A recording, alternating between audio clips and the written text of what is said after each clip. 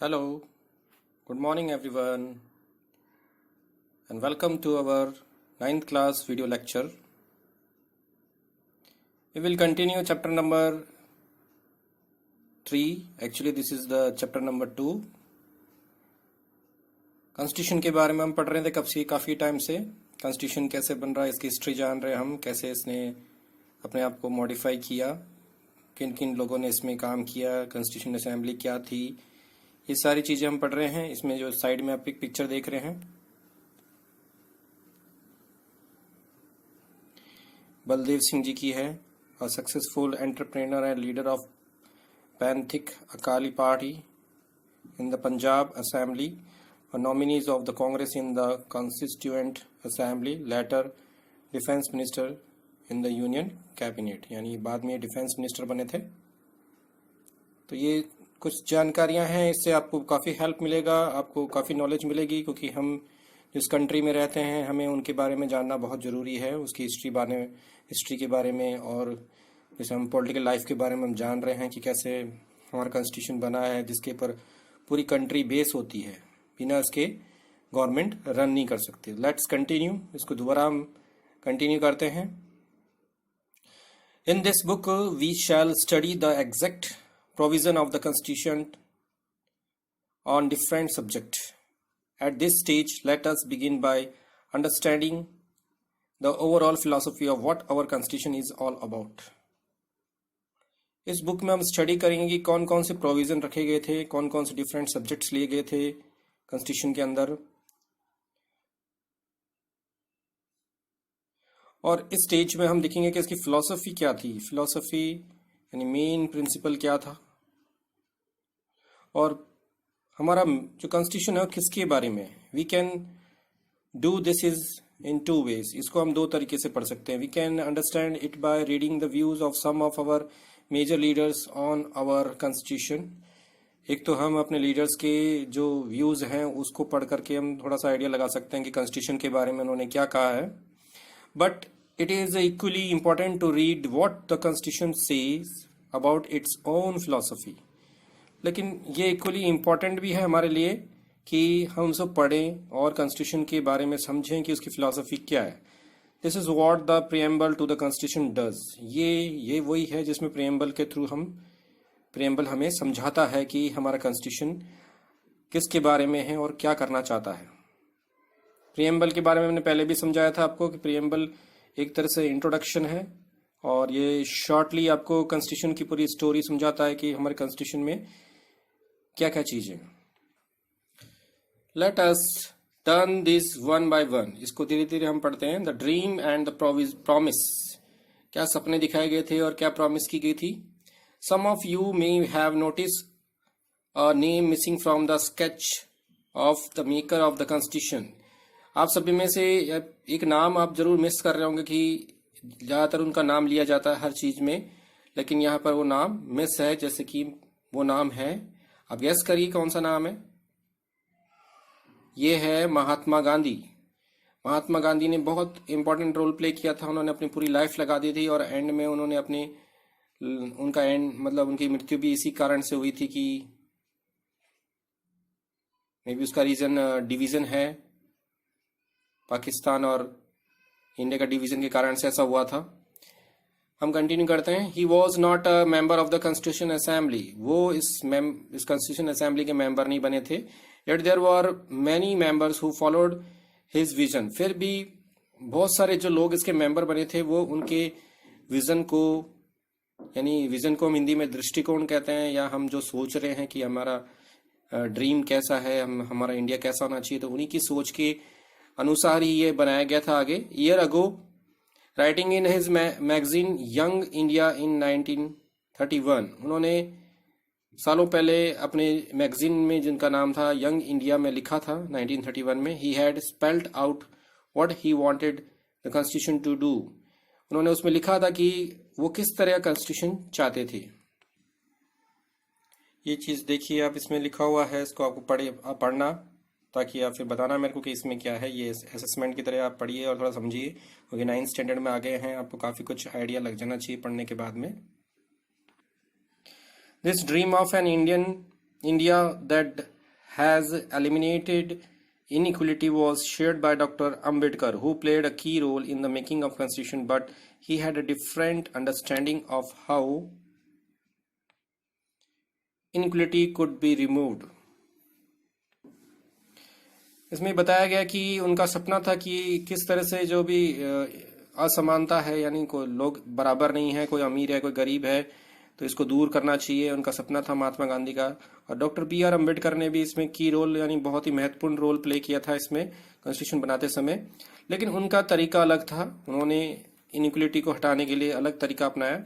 He often bitterly criticised Mahatma Gandhi and his vision. काफी बार वो महात्मा गांधी के जो दृष्टिकोण था, जो भी वो सपना देखते थे, उसका विरोध करते थे।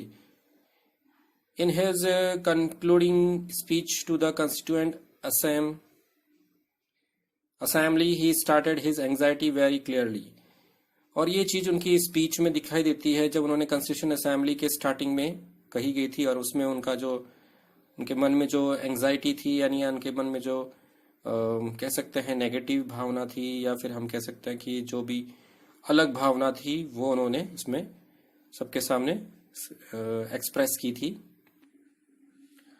Finally, let us turn to Jawaharlal Nehru giving his famous speech to the। अंतिम रूप से हम देखते हैं कि जवाहरलाल नेहरू ने अपनी स्पीच में क्या कहा था। Constituent Assembly at the stroke of midnight on August 15, 1947। Constitution assembly के टाइम में आधी रात को 15 अगस्त 1947 में उन्होंने कहा था। ये उनकी स्पीच का कुछ पार्ट है, इसको पढ़िएगा आप, अपनी बुक में है आपका, मैं इसको रीडिंग नहीं कर रहा हूं।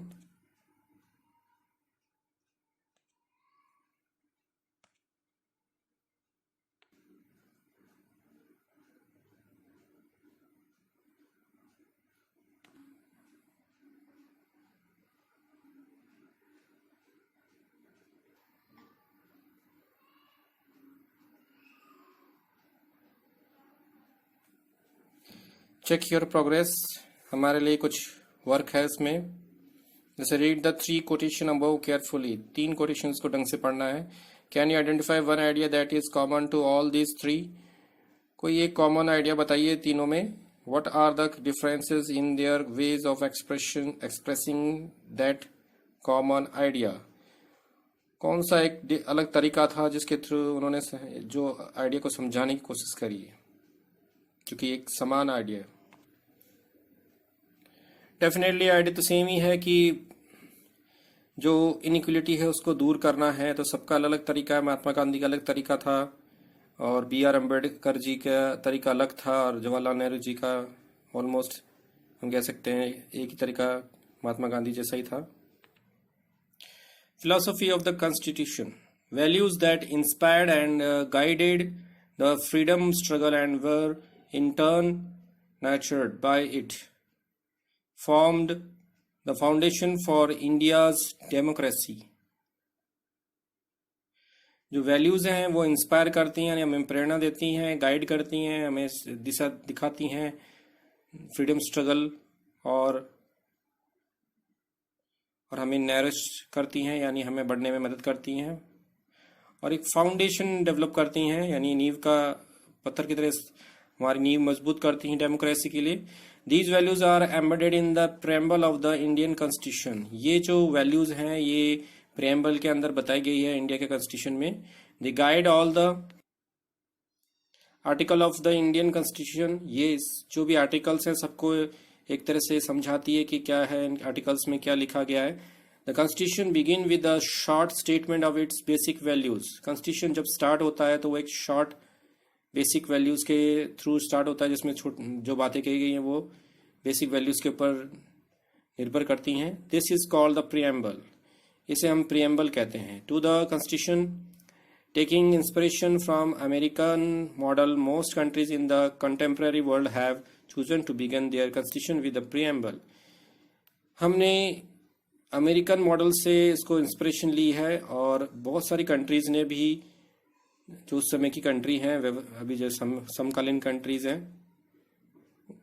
आसपास की कंट्रीज, सभी ने अपना कॉन्स्टिट्यूशन स्टार्ट किया है प्रीएम्बल से। प्रीएम्बल से ताकि हमें एक एक्साइटमेंट हो जाए माइंड में कि क्या है कॉन्स्टिट्यूशन में, और हम बहुत इंटरेस्ट लेके इसको पढ़ें। बहुत ही इंपॉर्टेंट लाइन है ये। लाइनें आपको बहुत आगे तक कंपटीशन एग्जाम में भी आपको बहुत बार पूछा जाता है इन वर्ड्स के ऊपर, कि अगर हम रिपब्लिक कहते हैं इंडिया को तो रिपब्लिक क्यों कहते हैं, सेकुलर इंडिया है तो सेकुलर इंडिया क्यों कहते हैं, सोविजेंट है तो सोविजेंट क्यों कहते हैं। तो इसलिए इसको बहुत अच्छी तरह से याद करिए और समझिए कि क्यों ऐसा होता है। चीज़ों को पढ़िए और उसको समझिए। समझने से बहुत आगे तक वो हमारी मेमोरी में फिट हो जाती हैं, फिक्स हो जाती हैं, ताकि कभी भी हम उसे भूलें नहीं। Let us read the preamble of our constitution carefully and understand the meaning of each of its keywords. चलो हम preamble को पढ़ते हैं constitution के, और बहुत ध्यानपूर्वक पढ़ना है इसे और समझना है, और इसके जो एक एक कीवर्ड है उनको समझना है, क्योंकि इस पे बेसिकली बहुत क्वेश्चन बनते हैं। आपको इसको बहुत अच्छी तरह से पढ़ना है। एक तरह से समरी है ये पूरे इस चैप्टर की। The preamble of the constitution read like a poem. Preamble को एक पोयम की तरह पढ़ें। ऑन द डेमोक्रेसी, जो कि डेमोक्रेसी के ऊपर पोयम बनी हुई है। It contains the philosophy on which the entire constitution has been built. ये एक पूरी फिलॉसफी है जिसके ऊपर पूरा का पूरा कॉन्स्टिट्यूशन की बिल्डिंग खड़ी हुई है। It provides a standard to examine and evaluate any law and action of the government. ये हमें एक स्टैंडर्ड देता है और हमें एग्जामिन करने का मौका देता है। एवेल्युएट, हम उसको जज कर सकते हैं, लॉज को और एक्शन ऑफ गवर्नमेंट को भी जज कर सकते हैं। To find out whether it is good और बैड, और पता कर सकते हैं कि ये जो चीज़ है ये अच्छी है या बुरी है। It the soul of the Indian constitution, ये पूरे कॉन्स्टिट्यूशन की आत्मा है। इसे पढ़ना बहुत जरूरी है। Let's go to read the constitution preamble. First line लिखी हुई है we the people of India. इसको हाईलाइट किया हुआ है क्योंकि ये भी एक कीवर्ड है। Having solemnly resolved to constitute India into a sovereign, socialist, secular, democratic republic, and to secure to all its citizens justice, social, economic, and political liberty of thought, express, belief, faith, and worship, equality of status and of opportunity, and to promote among them all fraternity, assuring the dignity of the individual and the unity and integrity of the nation. In our Constituent Assembly, this 26th day of November 1949, do hereby adopt, enact, and give to our slaves this Constitution. जैसे मैंने कहा था keywords पे question बनते हैं, तो पहला देखिए, पहली लाइन जो स्टार्ट हुई थी we the people of India, इसी से स्टार्ट क्यों किया गया constitution. The Constitution has been drawn up and enacted by the people through their representative and not handed down to them by a king or any outsider power. ये we the people of India इसलिए कहा गया है क्योंकि constitution बनाया गया है किसके द्वारा, लोगों के द्वारा ही, क्योंकि लोगों ने ही अपने रिप्रेजेंटेटिव को वहां भेजा है जीत करके, ना कि उनको हैंड ओवर किया गया है राजा के थ्रू, यानी उनके ऊपर थोपा नहीं गया, यानी राजा ने अपने नियम बिना उनसे पूछे बनाए नहीं है और उनको उनके ऊपर लागू नहीं किया है। तो ये सारा डिस्कस होके लोगों के द्वारा ही सब कुछ हुआ है। Next important question, sovereign. Sovereign क्यों कहते हैं? People have supreme right to make decision on international as well as external matter. No external power can dictate the government of India. Sovereign का मतलब होता है कि कोई भी सुप्रीम पावर हमारे डिसीजन को बाहरी या अंदरी रूप से कंट्रोल नहीं करती है। हम लोग एकदम आजाद हैं, इंडिपेंडेंट हैं। सोशलिस्ट, इंडिया को सोशलिस्ट कंट्री भी कहते हैं। Wealth is generated socially and should be shared equally by society. Government should regulate the ownership of land and industry to reduce socio economic inequalities. Socialist का idea हमने Russian revolution से लिया है। इसमें बताया गया कि जो भी हम वेल्थ कमा रहे हैं, यानी हम जो पैसा कमा रहे हैं वो सामाजिक रूप से कमाएं और उसको शेयरिंग करें आपस में सोसाइटी के अंदर ही। गवर्नमेंट भी रेगुलरली जो जमीन की ऑनरशिप है उसको रेगुलेट करे, यानी चेंज करती रहे। और industry to reduce socio economic inequality, industry जो समाज के अंदर असमानता है यानी अमीरी गरीबी है उसको दूर करने की कोशिश करे, यानी इनकम के सोर्स बढ़ाए, तो गरीबी दूर हो सकती है। Secular citizen have complete freedom to follow any religions but there is no official religion. ये इसकी डिफाइन है, ढंग से याद करिएगा आप। बहुत बार पूछते हैं कि secular India is a secular country, तो क्यों कहते हैं? बिकॉज इंडिया का कोई भी ऑफिशियल रिलीजन्स नहीं है। इंडिया ने जब कॉन्स्टिट्यूशन जब बनाया था तो उन्होंने धर्म के नाम पर बिल्कुल साइलेंट रहे, उन्होंने किसी भी धर्म को फेवर नहीं किया है, सबको फ्रीडम दी है। Government treat all religious belief and practices with equal respect, यानी गवर्नमेंट सभी धर्मों के विश्वासों को और जो भी वो प्रैक्टिस कर रहे हैं उनको वो इक्वल तरीके से बिहेव करेगी, किसी के लिए पक्षपात नहीं करेगी। तो ये सेकुलर कंट्री का एक डिफाइन है। Democratic government, democratic country, a form of government where people enjoy equal political rights, elect their rulers and hold them accountable. The government is run according to the some basic rules. इसमें बताया गया कि government है और लोगों के द्वारा इसमें एंजॉय किया जाता है पॉलिटिकल राइट्स को, जैसे हम कहते हैं इक्वल पॉलिटिकल राइट्स है, जैसे हम कहते हैं कि right to vote.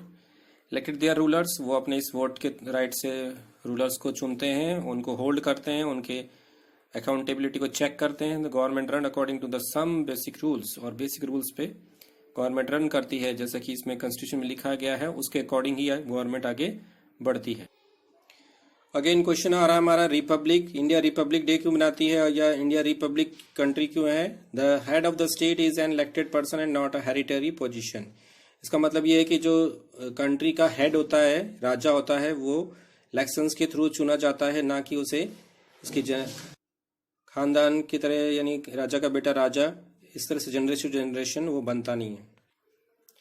Next topic है हमारा justice. Citizen can not be discriminate on the ground of caste, religious and gender, social inequalities have to be reduce, government should work for the welfare of all, specially of the disadvantaged group.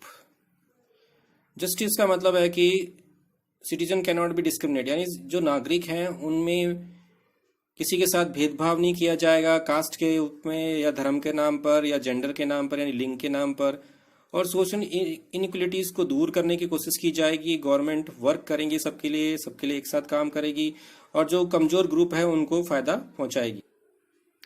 Next है liberty. There is no unreasonable restriction on the citizen in what they think, how they wish to express their thought and the way they wish to follow up their thoughts in action. इसका मतलब ये है कि liberty मिली हुई है, liberty को हम हिंदी में कहते हैं आज़ादी, सबको बराबर आज़ादी मिली हुई है, कोई भी उन पे पाबंदियां नहीं है, किसी पर भी बिना किसी कारण के कोई पाबंदियां नहीं लगाई जाएंगी, सब अपने तरीके से बोल सकते हैं, एक्सप्रेस कर सकते हैं और उनकी इच्छाओं को व्यक्त कर सकते हैं और एक्शन भी ले सकते हैं, एक्सप्रेस कर सकते हैं। लेकिन सब में ऑब्लिगेशंस होता है, यानी अब नेगेटिव इच्छाओं को पूरा नहीं कर सकते, इसलिए ये मत समझिएगा कि पूरी तरह से फ्री कर रखा है तो आप कुछ भी करेंगे। नेक्स्ट टॉपिक है all are equal before the law, the social traditional social inequalities have to be ended, the government should ensure equal opportunity for all. सभी लोग लॉ के सामने बराबर हैं, यानी सबको समानता का अधिकार मिला हुआ है। Traditional social inequalities have to be ended, यानी जो पहले से ही समाज के अंदर बहुत सारे भेदभाव थे, यानी अमीरी गरीबी के हिसाब से भी हम कह सकते हैं, राजा और जनता और जैसे जाति के हिसाब से, तो इन सबको भी इन्होंने दूर किया है। The government should ensure equal opportunity for all, और गवर्नमेंट सबको इंश्योर करती है, यानी विश्वास दिलाती है कि सबके साथ में बराबर व्यवहार किया जाएगा, यानी सबको इक्वल रखा जाएगा। Fraternity, all of us should behave as if we are member of the same family. No one should treat a fellow citizen as inferior. All of us should behave as if we are member of the same family. यानी ये कह रहे हैं कि सभी लोगों से ये कहा जाता है कि सभी लोग एक ही फैमिली के हैं और कोई भी किसी भी नागरिक के साथ में अव्यवहार नहीं करेगा, उसके साथ में अलग सा व्यवहार नहीं करेगा, सबको जैसे इंडियन मानेगा, भारतीय मानेगा, अपना भाई बहन मानेगा, जो भी है इस तरह से समान रूप से सबके साथ इक्वल बिहेव करेंगे। Compare the preambles to the Constitution of the United States of America and make a list of ideas that are common to all these three. ये कह रहे हैं कि हम कंपेयर करें अपने कॉन्स्टिट्यूशन को यूनाइटेड स्टेट ऑफ अमेरिका के कॉन्स्टिट्यूशन से, यानी यूएसए के, और उनके कॉमन आइडियाज़ को हम चेक करें कि कौन से कॉमन आइडियाज हमने उनसे लिए हैं. Note down at least one of the major differences among these. उन सब में से कोई डिफरेंसेस हो तो उसको भी आप मेजर डिफरेंस जो भी सबसे अलग होगा उस डिफरेंस को आपको नोट करना है. Which of three makes a reference to the past. तो ये कहते हैं कि कौन सी तीन चीजें हैं जो पास्ट में रेफरेंस करती हैं, यानी हमने उनसे लिया है. Which of these does not invoke God. यानी इनमें से कौन सी ऐसी चीज है जो गॉड ने नहीं दी है, जो ह्यूमन बीइंग ने डिसाइड की है. नेक्स्ट हम पढ़ रहे हैं institutional design. Constitution is not merely a statement of values and philosophy. Constitution सिर्फ इतना सा नहीं कि स्टेटमेंट है, वैल्यू है या फिलोसफी है. As we noted above, constitution is mainly about embodying this value in institution arrangement. जैसा हमने पहले ही पढ़ा है, हमने नोटिस किया है कि कॉन्स्टिट्यूशन एक ऐसा चीज है जिसको हमें बॉडी के अंदर इम्प्लीमेंट करना है, अरेंजमेंट करना है इंस्टीट्यूशन के अंदर. यानी फॉर एग्जाम्पल जैसे एक स्कूल चलाते हैं तो प्रिंसिपल कुछ नियम बनाते हैं तो सिर्फ उसको लिखते ही नहीं है, केवल उसको पूरे स्कूल में फॉलो कराते हैं. इसी तरह से कंट्री में भी जो कॉन्स्टिट्यूशन बना है उस कॉन्स्टिट्यूशन में जो भी रूल्स और रेगुलेशन है उसे सिर्फ हमें यही नहीं देखना कि सिर्फ ये लिखे हुए हैं, इसे पूरी कंट्री में इसको फॉलो भी कराना है. Much of the document called constitution of India is about these arrangement. बहुत सारे जो डॉक्यूमेंट्स हैं वो कॉन्स्टिट्यूशन के अरेंजमेंट के बारे में लिखे गए हैं कि किस तरह से नियमों को पालन करेंगे. It is a very long and detailed document. ये बहुत बड़ा और डिटेल्ड डॉक्यूमेंट है. Therefore it needs to be amendment quite regularly to keep it update. और इस वजह से इसमें बहुत सारे संशोधन किए जाते हैं, यानी सुधार किए जाते हैं, उसे अपडेट किया जाता है. Those who crafted the Indian constitution felt that it has to be in accordance with the people aspiration and change in society. जिन्होंने इंडियन कॉन्स्टिट्यूशन को बनाया था उन्होंने इस बात का ध्यान रखा था कि आने वाले समय में जो भी समाज के अंदर चेंज होगा या लोगों के अंदर चेंज होगा उसके अकॉर्डिंग इसमें बदलाव किया जा सकता है. They did not see it as a secured static and unalterable law. उन्होंने इसे डरावना और एकदम स्ट्रिक्ट और ये बिल्कुल चेंज नहीं होने वाला ऐसा नहीं बनाया है. So they made provision to incorporate changes from time to time. इसलिए उन्होंने ऐसे प्रोविजन उसमें रखे हैं जिससे टाइम टू टाइम चेंज हो सके. This changes are called constitutional amendment. इन जो चेंजेस हम करते हैं कॉन्स्टिट्यूशन में उसे कॉन्स्टिट्यूशनल अमेंडमेंट कहते हैं, यानी हिंदी में कहते हैं संशोधन. The constitution and describe the institutional arrangement in a very legal language. Constitution हमें बताता है कि जो इंस्टीट्यूशन अरेंजमेंट है यानी इसको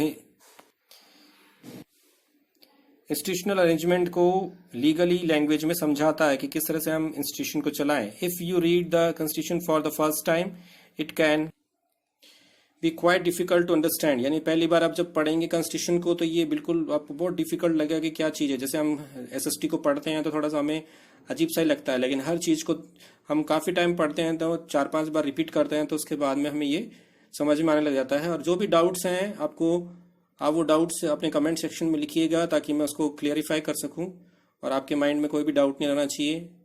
the basic institutional design is not very difficult to understand. यानी इसका जो बेसिक डिजाइन बनाया गया है वो इतना डिफिकल्ट नहीं है समझने के लिए. Like any constitution the Indian constitution lays down a procedure for choosing person to government the country.